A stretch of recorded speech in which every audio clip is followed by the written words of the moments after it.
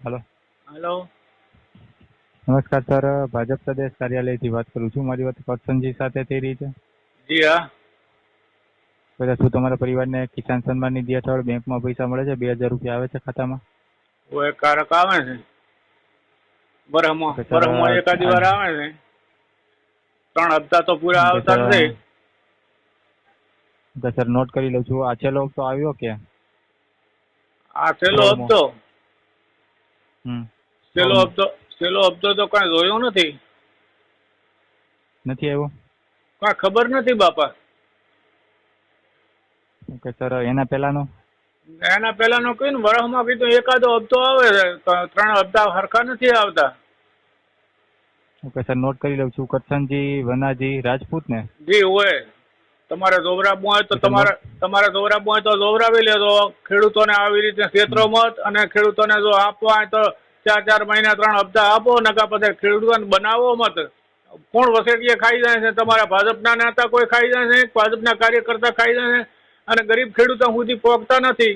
ખેડૂતોને મોંઘવારીમાં તો મારી નાખ્યા છે।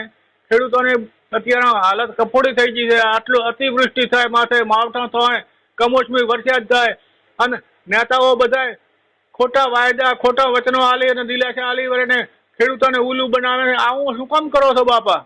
ખેડૂતો માથે તો આખો દેશ નભે છે। કૃષિ પ્રધાન દેશ છે ભારત દેશ, કૃષિ પ્રધાન દેશ છે। ખેડૂતોની અત્યારે આવી પરિસ્થિતિ ન હોય। શું મોદી સાહેબ બોલ્યા હતા કે પહેલી મીટિંગમાં ખેડૂતોનો દેવું માફ કર્યો, હજી સુધી તો કોઈ કોઠાઈ કર્યો નથી અને પાછા હજી ઉપરથી ફોન કરી તમે આવું કરો છો। હવે અમારે ફરિયાદ કરવી પડશે મોદી સાહેબ ઉપર। તમામ ગુજરાતના ખેડૂતોને અને દેશના ખેડૂતોને આંદોલન કરવા પડે છે। આ નથી જાણતા બધા। થેન્ક યુ સર, નોટ કરી લઉં છું. આવો તમે શા માટે કરો છો? ખેડૂતોએ શું દુશ્મનાવટ કરી છે તમારાથી અને તમે ખેડૂતોને કેમ દુશ્મન માનો છો? ખેડૂતોના મત લઈ અને ખેડૂતોને છેતરપિંડી શું કામ કરો છો? થેન્ક યુ સર, તમારા બાપની જાગીર માંથી હાલવાના છે? તમારા બાપની જાગીર માંથી હાલવાની હોય તો કોણ કે મોદીનો દામોદર બાપ દેહમાં જાગીર મેલીને ગયો હતો રમનું? તમે આવા ખેડૂતોને શું કામ ઉલ્લુ બનાવો છો? નલાયકો! મારે 100 વર્ષની ઉંમરે હવે અત્યારે તમને ખોટું મારે કેવું પડે છે? તમારે શરમ આપવી જોઈએ ઉપરથી? આમાં તમે 2000 રૂપિયામાં લાચાર કરો છો ખેડૂતોને? નથી જોઈતા અમારે તમારા 2000 રૂપિયા। સર નોટ કરી સંભળાવી દેજો, તમારા મોદીને સંભળાવી દેજો। આ બનાસકાંઠામાંથી ડોહો કહીએ બોલતો હતો। આ તમારું રેકોર્ડિંગ હું કરું છું ને તમારું રેકોર્ડિંગ મોદી સુધી પહોંચાડજો। મને ફાંસી ચડાવવો હોય તો કાલ ચડાવતા હોય તો આજ ચડાવી દેજો। મારે મરવું છે પણ ખેડૂતો માટે મળવું છે।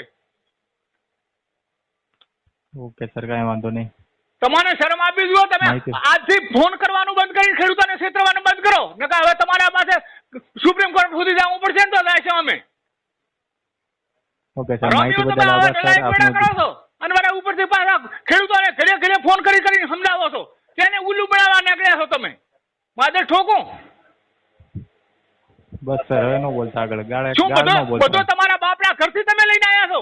ભાજપ વાળા